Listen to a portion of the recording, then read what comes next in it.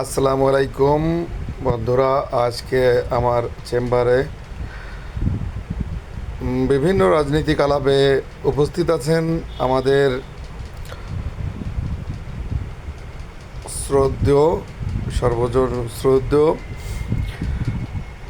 সাবেক জেলা বিএনপির সাবেক সহসভাপতি এবং বর্তমান জেলা বিএনপির 1 নম্বর সদস্য জনাব মোহাম্মদ অধ্যক্ষ Motiur Rahman sir.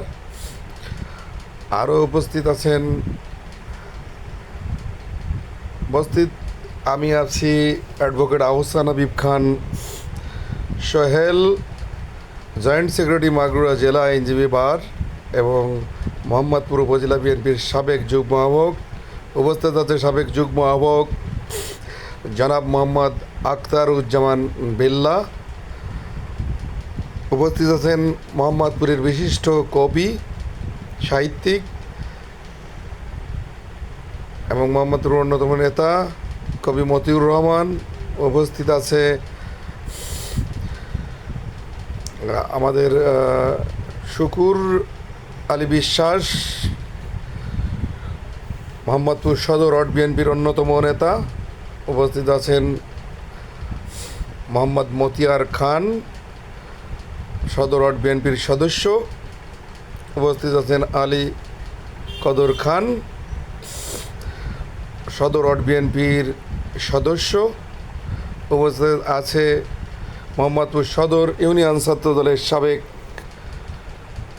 Joint secretary জনাব মোহাম্মদ রাকিব শেখ। উপস্থিত আছেন বর্তমানে থানা ছাত্র দলের উদীয়মান নেতা। উপস্থিত ছিলেন মোহাম্মদ পলাশ খান,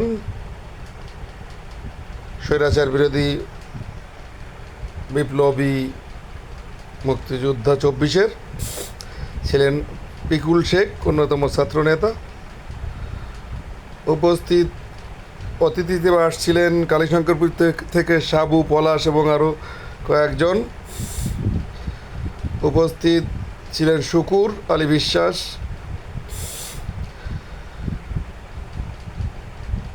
সহ আরও